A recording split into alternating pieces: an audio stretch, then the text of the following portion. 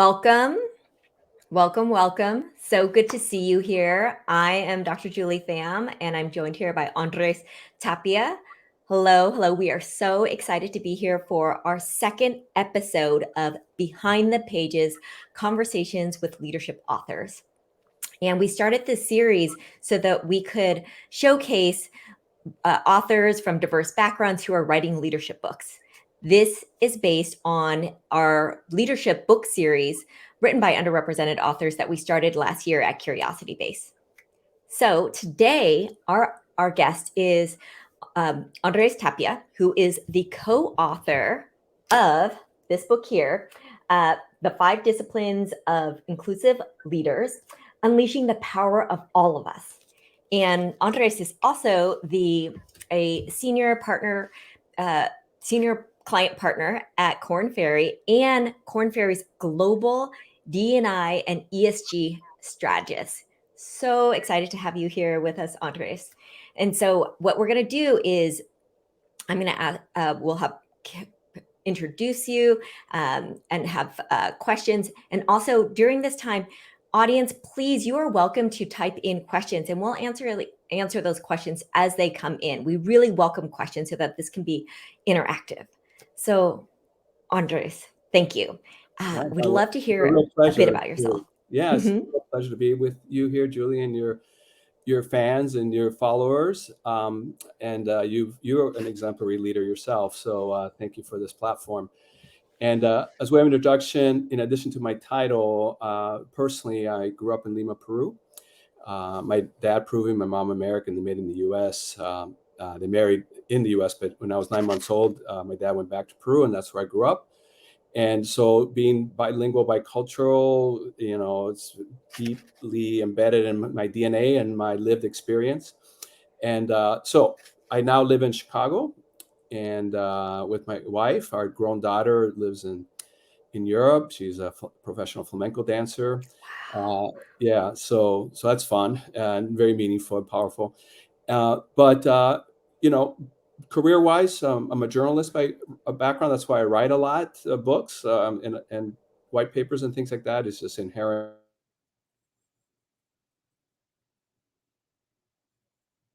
Andrés? Organizational development, a different consultancy in D&I as the first ever chief diversity officer at Hewitt Associates. And I had the privilege of starting a D&I practice from scratch and making it global. And then after that, I ended up consulting with clients in all kinds of industries through Hewitt, diversity best practices, and now for the last almost 10 years, Korn Ferry. Oh, wow. So you started this practice from scratch. Could you tell us a little bit about that? Well, the one in Hewitt. Oh, in Hewitt. Okay. Yeah, as a center of excellence, as a functional expertise, and then I started a consultancy within Hewitt. So chief diversity officer internal, but then I thought, well, how do we make this a business issue? Because we're learning a lot internally. We're a consultancy. We should help our clients really address their diversity issues. So I started a consultancy there. But then when I was president of Diversity Best Practices, a think tank, I started a consultancy there, a think tank, then why not consult? And then when I joined Korn Ferry, that was already the largest D&I consultancy in the real. So that was a different matter. And I've been able to work with some of the top practitioners and thought leaders in the world on that. And that's been a real great journey as well. So let's step back a bit. Growing up, who were your role models for leadership? Well, growing up, you're, a kid and then you're a teenager, and I played a lot of soccer. So, kind of typical. Some of my leadership idols were sports related, but very important. Teofilo Cubillas was a legendary soccer player with the Peruvian national soccer team. And obviously he was a beautiful player in terms of how he played. But from a leadership perspective, he was a leader who led the team to beautiful, wonderful games and thrilling victories. But his style was quiet. He led by example. He let his playing speak for itself on the field. And he was very collaborative in the position that he played. And so I played a lot of soccer. I coach a lot of soccer. It's been a big part of my life. And a lot of my understanding of how to move as a leader, it comes from how the kind of leader that I am, because there's different kinds of leaders. I'm a very fluid leader, a very improvisational leader. I'm planful and all that, but I kind of meet the moment. And soccer is not about set plays, but it's really about being ready for the play that comes to you and making new ones happen. So that was on that side. Um, and then I had a coach that helped us discover who we were as players individually and discover who we were as a team. So that tapping into that. So that's that. And then on the more political, inspirational side, like many people, I was very young and growing up in Peru, but he was killed early in his life, which is Martin Luther King. But as we all know, his legacy lived well beyond his years on Earth. And so as I became a teenager, he was really quite an inspiration to my activism that has continued to this day. So I know many of us were so inspired by Dr. Martin Luther King. I actually haven't thought so much about soccer. When you look at soccer players now, do you go, oh, I can kind of tell what kind of leader they are? Is that because you study leadership so much? Is that? Yeah, obviously I love the game. I'm headed to Qatar for the World Cup, and I've gone to other World Cup things. So I'm a student of the game, a player of the game. But as a leadership development coach and leader myself, I do pay attention. That was a great, insightful question, Julie, about the kind of leaders that people are on the field. And one of the mistakes we often make is we think about leaders being one type of the best leader is one type of leader. And there really are different types of leaders, not only personality wise, but there's different types of leadership to meet the moment, for the moment, the transformational leader, right? The digital leader, and we're going to talk about the inclusive leader, the leader that manages the crises, right? The maintenance leader, right? And so, there's different leaders that are needed for different times in organizations and nations. And then on the soccer field, well, there's different types of leaders, and how you play and how you manifest really affects not only what you do on the field, but how are you the kind of player that brings the best in the team around you? And that's what I pay attention to. Well, one of the things that I really enjoyed about your book is how all the different stories of leadership styles and leaders, and how it plays out in organizations. So, what inspired you to write this book? Well, when I was the first ever chief diversity officer at Hewitt, I had a lot to learn because it was a complete mid-career transition. I didn't know anything about D&I in terms of from a professional, skillful way. I mean, I believed in it and I lived it, but now I need to be a global strategist on it. And had a great CEO that when he offered me the role, I was flattered, but I really wanted to make a difference. And I remember, having a heart to heart with him. And I said, well, of course I'm interested. Of course I want to be part of this. Of course, this is needed, but I need to know something from you. You asked me to do this, to lead this, because, I'll bring divergent thinking and I'll bring some bold thinking and some strategy, but I need to know if you're going to have my back. Because, by definition, a chief diversity officer is there to challenge the status quo.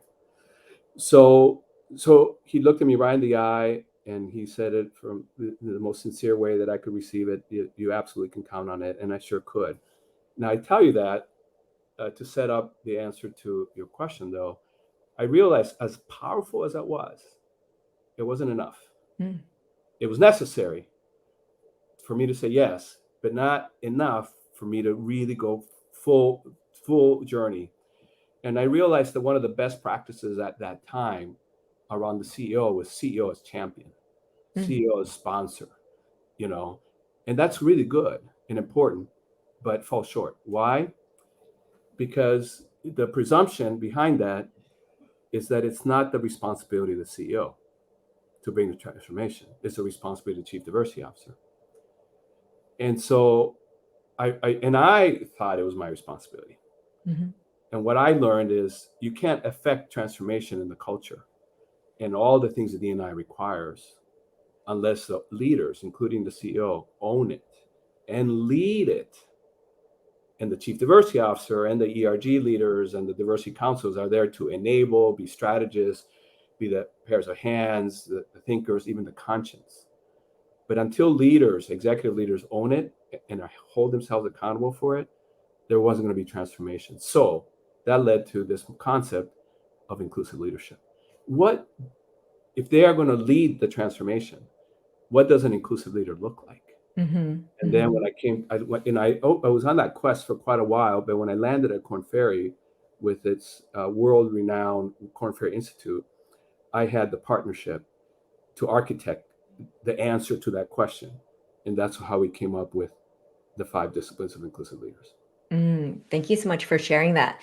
I like what you said, do you have my back? Really, because I think with so many chief diversity officers, they've got responsibility and yet no authority. And so that's why there's such high turnover. And so for you to say, well, the authority and the responsibility is also with the leader, with the CEO. So that's so true.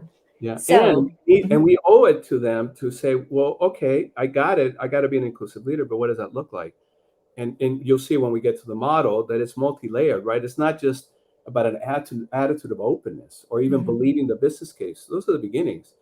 But it's actually, to use the soccer metaphor, the musician metaphor, it's a complicated set of skills and predispositions and the whole total package that it requires to then literally be able to lead the transformation, not just believe in it. And that's what I appreciated about the book too, because it really laid it out like a science. There's lots of steps to it. So, because this is about your book, I want to invite you to read an excerpt from the book so that the audience can get a sample. Yeah, thank you for that. And we'll answer the question why I picked this after I read it. And even though I write about all kinds of diversity issues in the book, this is going to sound classic, but not. Okay, so here we go. While most people are aware that racism is discrimination based on the skin color across different racial groups, colorism, discrimination based on skin color within the same racial and ethnic group, is much less discussed and understood. The longing for whiteness in different cultures around the world takes different forms for different historical and demographic reasons. In Latin America, India, the Middle East, Africa, and all across Asia, there exists within the same racial ethnic groups a favoring of those who are lighter skinned. In India, it is called the Snow White syndrome. In Asia, the preference for whiteness is revealed in the Chinese and Japanese proverb that says, quote, "One white covers 3 ugliness." The most visible sign of the obsession with lighter skin can be seen in the $23 billion global market for skin whiteners. India's skin whitening market alone was estimated at $432 million in 2009 and is expanding at a rate of 18% per year. There, the sales of whitening creams outstrip those of Coca-Cola and tea.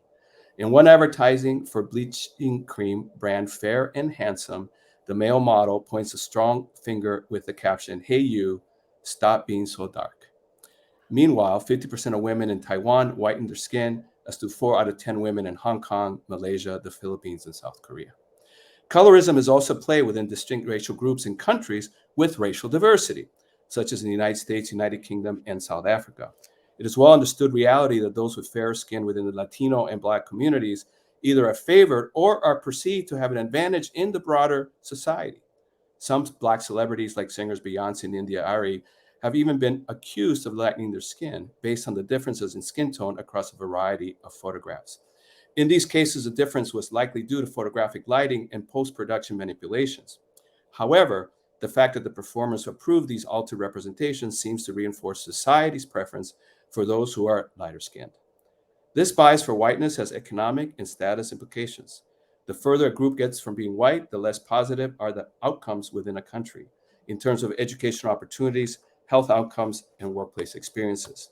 Brazil, for instance, has 134 different terms to capture different skin color gradations. If skin color does not matter, why this obsession with a Crayola-like color scheme? But these gradations don't just make for interesting conversation, they make an economic difference. On average, white and Asian Brazilians earn twice as much as Black or mixed race Brazilians. Black Brazilians are also much more likely to be poor and rarely reach the top levels of business or politics. Inclusive leaders must be aware of the damaging tentacles of colorism in order to counter its impact on diversity and inclusion efforts. Wow, I learned a lot in that short section there. Why did you choose that one? Because I know that there's so much. It's just why Yeah, I choose think to this share gets that? to why we need to train leaders to be inclusive, because there's complexities that are not even on the radar screen. Not only for, and many of these executives are white males, it's not even on their radar screen. It's not even the radar screen of really people of color or chief diversity officers. We're aware of some of these things I read, but they're not part of the vocabulary. They're not part of the strategy. But this is real. So it's not just a black, white, brown issue. Mm-hmm. In terms of the different, the racism, right, and the ethnocentrism, and it's real, right? But we're not exempt. As a Latino, my culture is not exempt. As an Asian, your culture is not exempt. And for Blacks and African Americans or Africans or Afro-Caribbeans, they're not exempt either. So we got to also look in the mirror about our own prejudices within our own cultures. And inclusive leaders of any background need to understand the intersectionality, inclusive of the issues of colorism. Mm-hmm. Yes, as you were reading that, I just remembered when I first lived in Vietnam and comments about skin color all the time, and all those the whitening creams that you mentioned, and the nuance, the complexity of identity. So let's talk more about this book. And you kind of previewed a bit about all the science of it. And so I understand that your inclusive leader model talks about traits and competencies. Could you tell us what those traits are? Yes. So I'm going to, in a moment, we're going to unpack the model. But before I do that, how did we get here? In partnership with the Korn Ferry Institute. Many of you may know, but Korn Ferry is the largest executive search firm in the world. And I'm not in that side of the house, but I'm in the advisory side. But we work very closely together. And on the advisory side, if executive search is about bringing people in, the advisory is about bringing people up. And obviously in the diversity inclusion space is making sure that that is representative of the actual diversity, the wide diversity of talent. So we have over 3 million assessments in our database that we then plumbed with a psychometric scientist, the PhDs within the Korn Ferry Institute, to answer the question, well, what are the totality of traits and competencies in our library, which are the ones that we would say are indicative or are required for leaders to be inclusive? So let me unpack the model for you. First of all, in the middle, we have 5 trait clusters, and they'll show up in a moment here. Authenticity, emotional resilience, self-awareness, inquisitiveness, and flexibility. And you can see each one is made up of 2 or 3 traits. And we can assess that in a very psychometrically sound way, as well as through a behavior-based interview about what does this person have it or not, or how much of it do they have. And it can be benchmarked against the millions of data points that we have. So, but I call them the enabling traits. What are they enabling? Well, they're enabling the competencies that are on the outer ring, and we can show those right now. Builds interpersonal trust, integrates the diverse perspectives, optimizes talents, applies an adaptive mindset, and achieves transformation. And these competency clusters is what we call the 5 disciplines of inclusive leadership. And there's one more concentric circle here in a moment, as you see it there: leading self, leading team, and leading organization. And why is that important? Because for practitioners of leadership development, we know that this is a common rubric, right? That if leaders are going to develop, they got to do their inner work. That's the leading self part, whatever. We all have our gaps, personality wise, or dispositions and temperament or whatever, that we got to work that inner stuff. And in the diversity way, it's mapped to builds interpersonal trust. This is where I do my work of unconscious bias awareness. And do I have honor and privilege or not? Am I an ally? Am I willing to learn more about other groups, right? So leading self is there. But then leaders also have to lead teams and lead organizations, not just themselves. The leading team part is one we understand the most. But we map that against integrates diverse perspectives and optimizes talent. That an inclusive leader, notice in the yellow, managing conflict. Managing conflict, leaders have to do that. But what's an inclusive leader do is if conflict emerges out of differences, I mean, that's the nature of conflict, and we're introducing identity differences or other forms of difference, then we have experience and we can anticipate that there will actually be greater conflict. And an inclusive leader has to anticipate that there will be greater conflict. Resolving it is going to require skills that they may not have, because I may be good at resolving conflict between marketing and HR, but now I'm trying to resolve conflict between a female and a male, or someone who's non-binary, right? Or people of different races. And this is another layer. And also, that conflict, if managed well, is the part that starts to create the friction, that creates the spark, that creates the fire, that leads to innovation.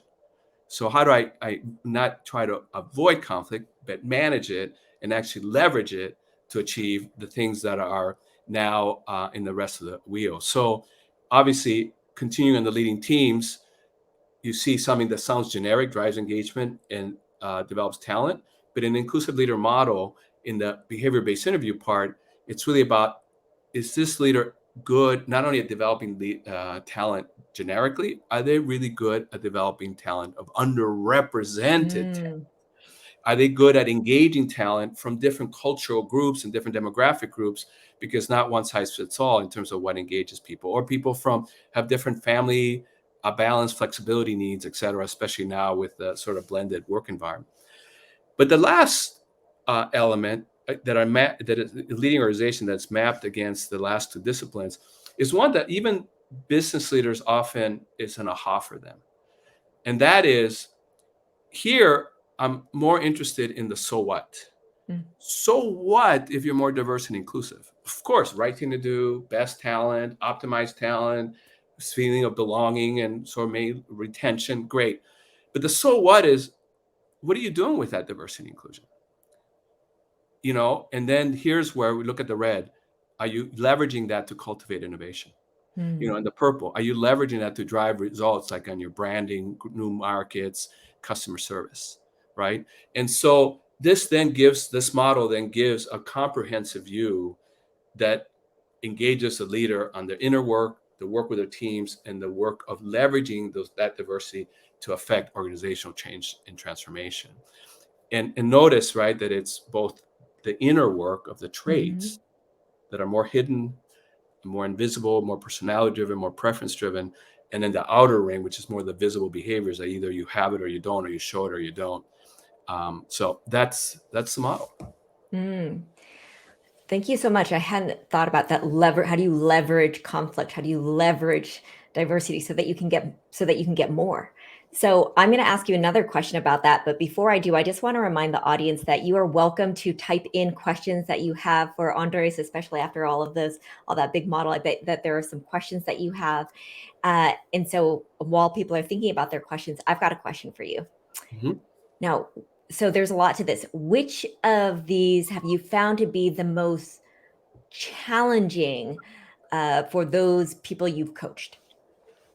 Yeah, and actually, if you could show the model again, fully formed, I'll answer that, because I'm going to make some linkages.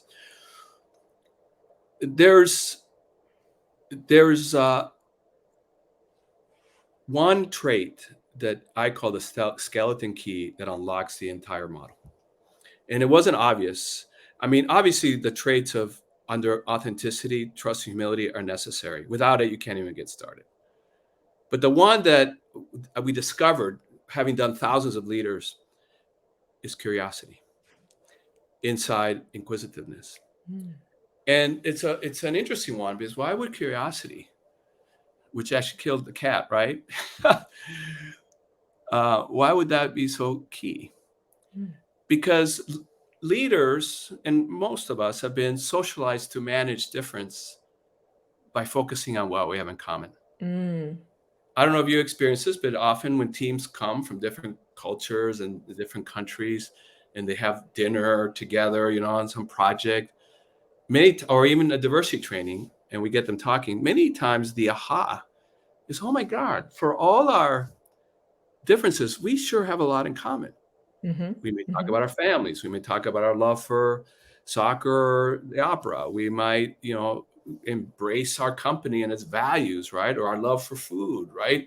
And so we remark about, wow. And then what happens is we learn to manage diversity by focusing on the commonalities. This is a problem. It's a beautiful thing. Don't get me wrong, but it's incomplete. Because if I manage diversity by focusing on what we have in common, if I manage conflict by just focusing on what we have in common, then I'm stripping out, right, the entirety of the diversity business case that says we need more diversity to drive innovation, to help people feel that they belong. And what's the connection? The connection is if I focus on commonality, then I don't take the time to unearth and surface not only what we have in common, but what we have different. And not only to avoid it, but to lean into it. And what's the antidote to that minimization of differences? Is curiosity. If I'm not curious, then I don't spend any time asking about who you are and about the very things that are different. I don't want to presume to understand. I may see some difference here. It's not about that, but it's about, in an open-handed way, being curious about whatever it is that you identify in. How does that affect how you view the world, how you move and operate within the company and the team? And once I learned that through being curious, then people start to be more free to be themselves. They become more trusting. I'm able to be more empathetic. Notice empathy there as one of the traits. I'm able to be more situational self-aware, another trait, right? Because now if this is my understanding of you, but I've been curious, the curiosity opens up my peripheral vision, right? And with that, then I can be more adaptable, which again, another trait. And I need all that knowledge and all that unearthing of your difference so that I can leverage that difference to manage the conflict, to optimize my talent development in a differentiated way, to leverage that diversity of who you are now that I know what that means, to drive the innovation, to drive the results. It's the key. And so few people have that curiosity. And so many people, even when they want that curiosity, feel that tapping into that exploration with others might feel inappropriate. Or crossing a boundary, but there's ways around that.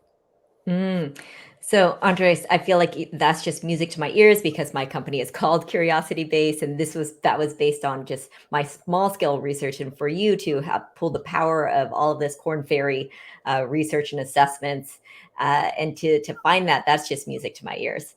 So, you said that sometimes people think it's inappropriate to be curious. I mean, I've seen that. Can you speak more to that, and anything else that's kind of preventing people from practicing curiosity? Yeah, and I'll give you some executive coaching right here that we use with the executives we coach, because they have the same concern, right?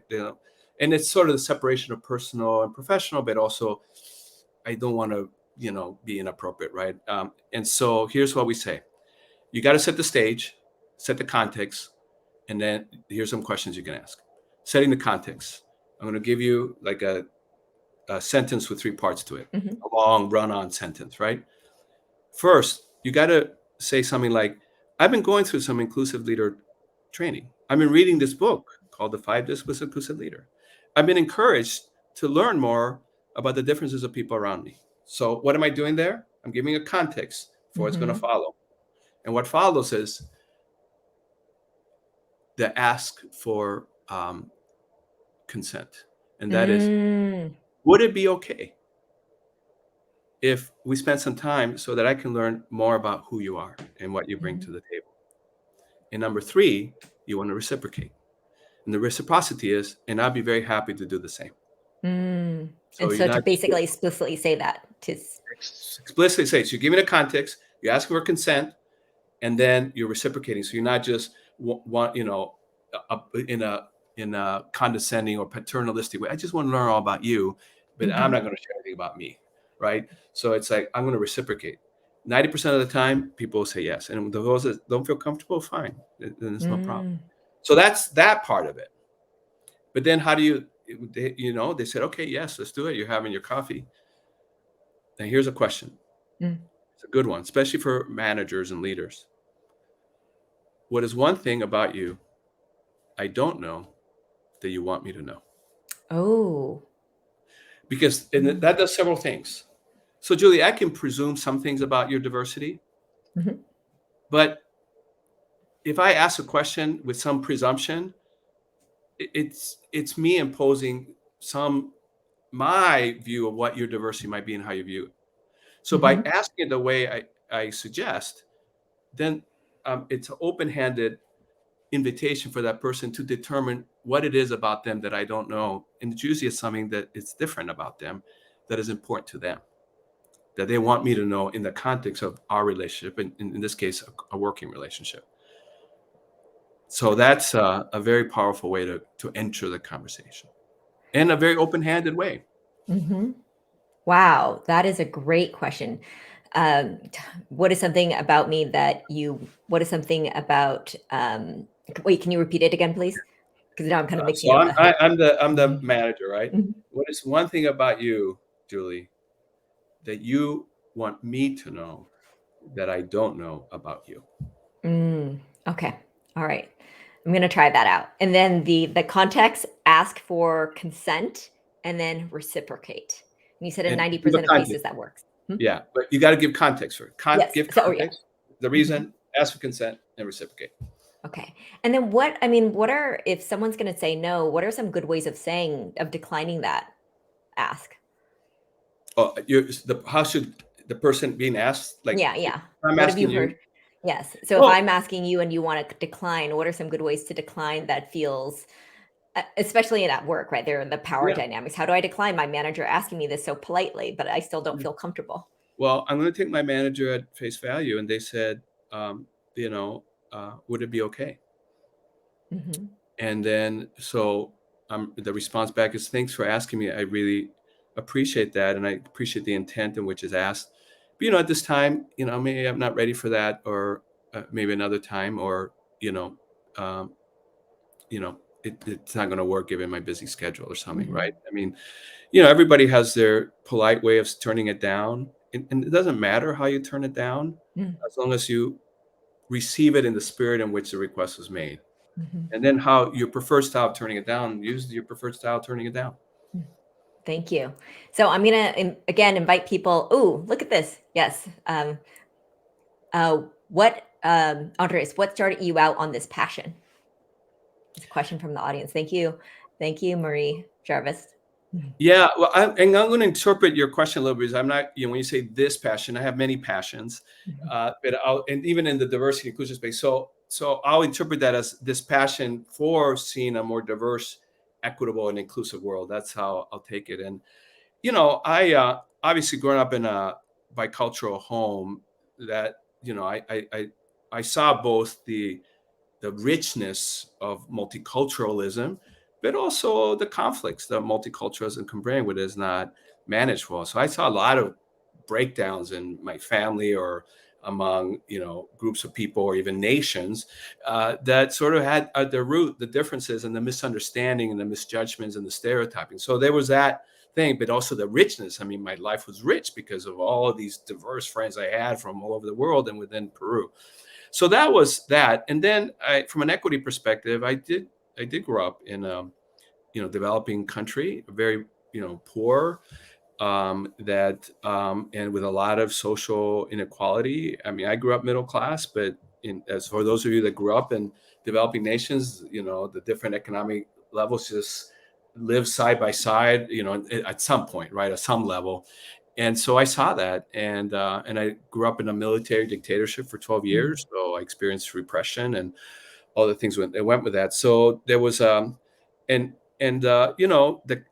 and I'm Catholic by culture, not as a practicing Catholic now, but by culture. But the philosophy and the teachings from Catholic tradition, Latin Catholic tradition, which is very much in the social gospel aspect of it, politically, it very much influenced me as well. So put that all together, the personal, the political, the spiritual, and just a lived experience. And that's kind of where those rivers run deep. Mm. Thank you there for that question, and Andres for sharing more about your personal lived experience. I know that so much of my own experience of coming to the U.S. as a boat person, Vietnamese, escaping communism has influenced so much about how I see when you're talking about the repression of dictatorship. That really resonates with me. I have another follow-up question actually about that curiosity.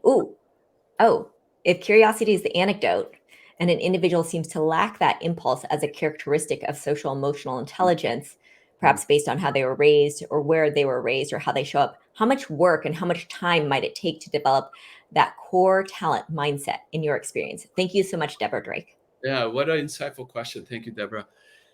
I work with all kinds of leaders, some that actually fit your description here. And, whenever somebody is asked or encouraged to do something that is so not like them, we tend to immediately jump to the extreme, right? We tend to think about the most curious people in our lives and go, there's just no way I'm going to be that way. That seems so nosy or whatever. So I always sort of reel them back. And I'm like, when a room is completely dark and you crack the door just a bit, that ray of light just is huge. That's all I'm asking you to do. Crack the door open a little bit, not swing it wide open. I'm not asking you to be full Oprah here, right? But just if people know you as being reticent or more closed or less, not curious at all, just showing a little bit, it's going to be like that crack in a completely dark room. And that will have power. Number one. Number two, these are leaders who are very successful and we're in a hyper competitive environment and who are hyper competitive themselves, even in their own in quiet, introverted ways, if that's the case, or in their extroverted, bombastic ways. It doesn't matter. These leaders like to win. And so when diversity and inclusion is positioned as being an enabler for innovation and business results, then I'm tapping into a motivator here that might give them the extra oomph. They may not do it because they want to get to know the person more just as a person. But if there's something behind that where it says, oh, I have an asset here, it's diversity, and I'm sub-optimizing it, that can be a motivator for them to push through the discomfort. Now, what I just said might feel like more like, does that feel like that person's using the diversity around them? There's a danger of that, of course. But I'm talking business, right? We're talking, people are assets, and we feel comfortable being referred to as assets as long as we're not treated as widgets, right? We're treated as human beings. But we understand that we have assets to bring to the organization that we want to be tapped and leveraged. So there's different ways of tapping into different motivators in leaders that might be reticent. And also there's ways to sort of bring it down to size so that it's not like this humongous leap across the Grand Canyon, but it's just kind of stepping over, the creek a little bit with a wider stance. Thank you, Deborah, for that question. So, Andres, taking small steps. It doesn't have to be poof. It can just be that crack of light, cracking that door. So, follow-up question about with curiosity in the world that we're living in, it's so polarized and there's so much division. Do you find it's even harder than ever? Has it changed because of these times? Well, absolutely. Things are more fraught. Actually, we're going to talk about a new work that's coming up.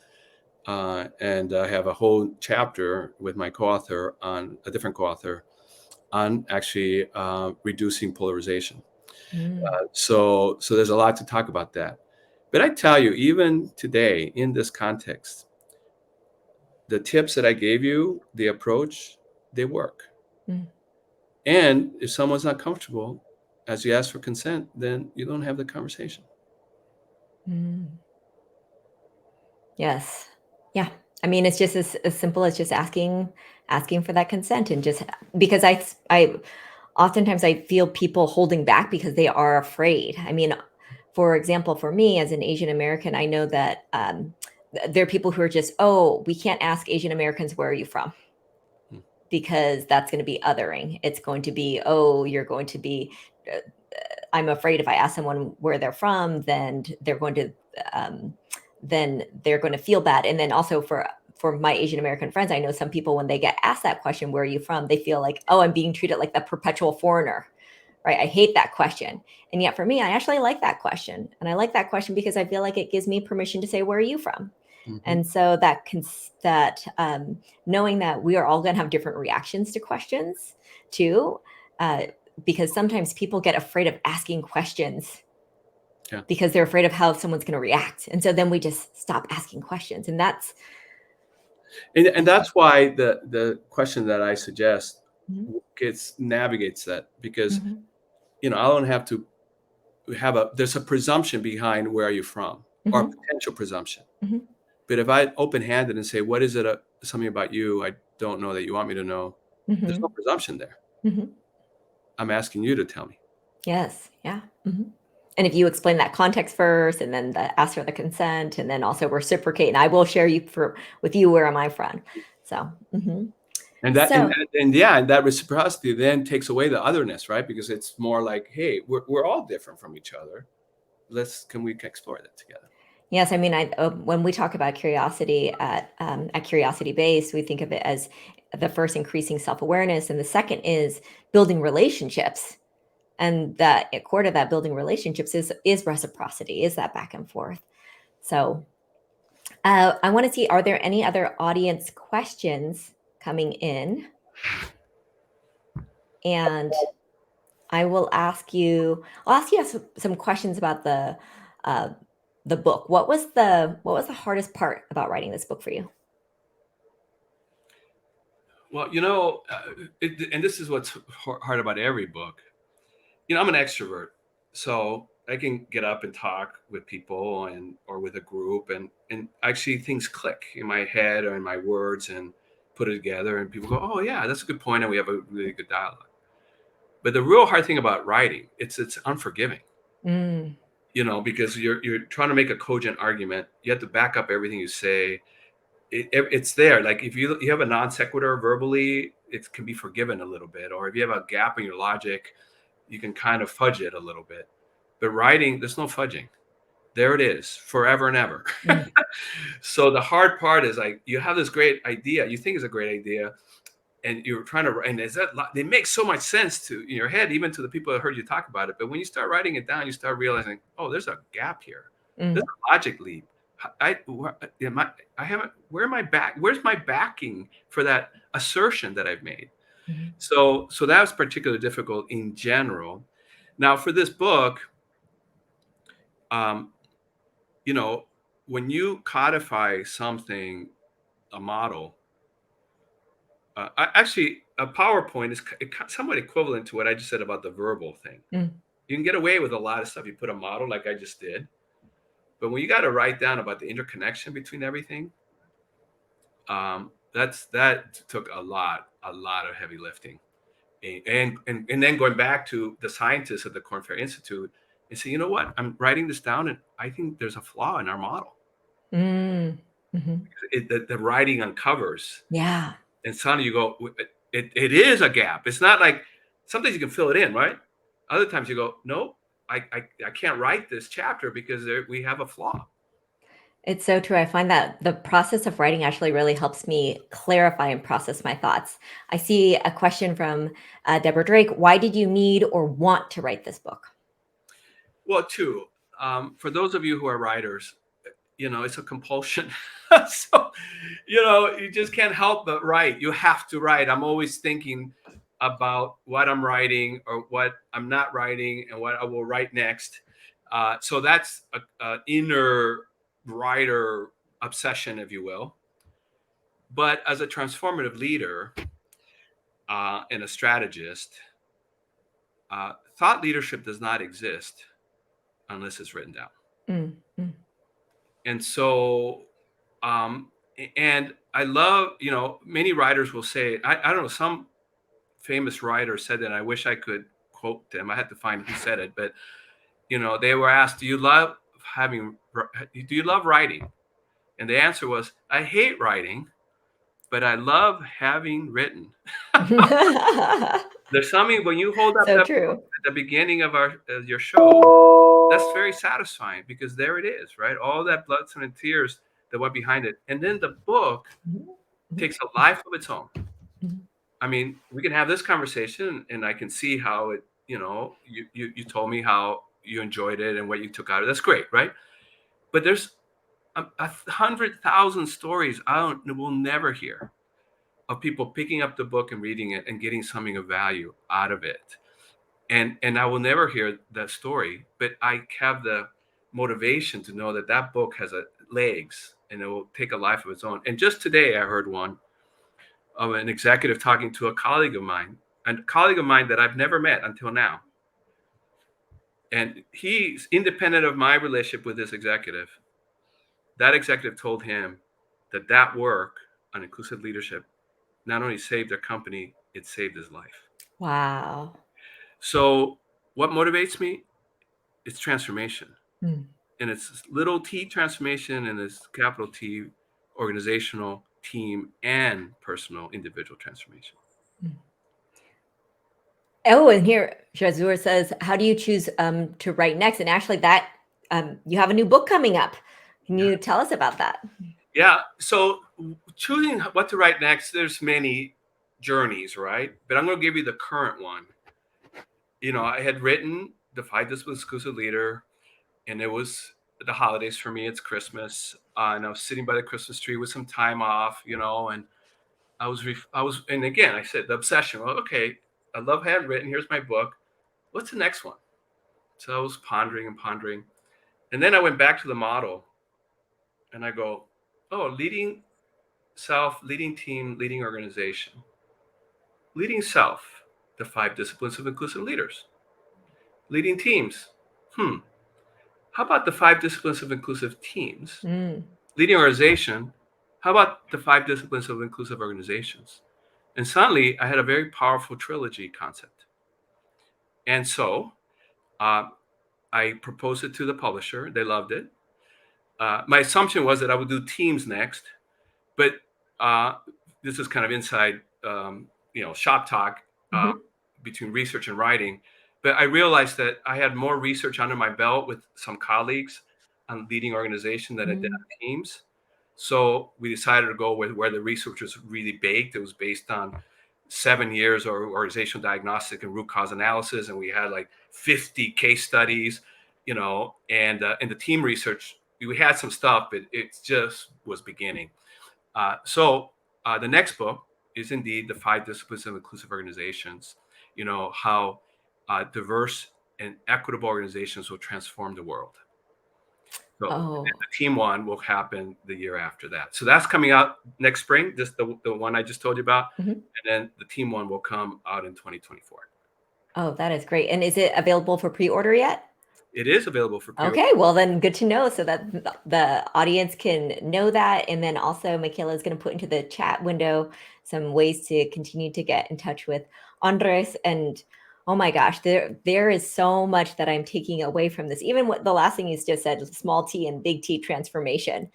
Thank you for all of these gems, Andres. And thank you so much for being with us today in our second episode of Behind the Pages Conversations with Leadership Authors. Hey, and just as a goodbye statement, I know that some of your listeners are thinking about, they want to write and how they should go about it. Just 2 things I want to say to you, 2 pieces of advice. The first one is compound advice. Write what you know from who you are. Mm. So just make it personal. Even if it's academic, make it personal. And number 2, it's a discipline. So many people say, I have a book in me. And actually do. But they never write. They never get the book out because they don't understand that it's not enough to have the ideas. You have to have the discipline. And, and that's a whole other conversation about the discipline of writing. But those 2 things, it's from the soul and the heart, but then you got to execute with a great deal of discipline. Yes, thank you. The write what you know and discipline. There's so many people who say I want to write a book, and yet if they lack the discipline, they'll never get to it. Yeah. So. Oh, and I've seen people say, I want to write a book, and they pick some topic. It's an interesting one. Mm-hmm. It has nothing to do with who they are and what they know. So they just never get started. You got to write from here, right? Mm-hmm. From the heart and the belly. Mm-hmm.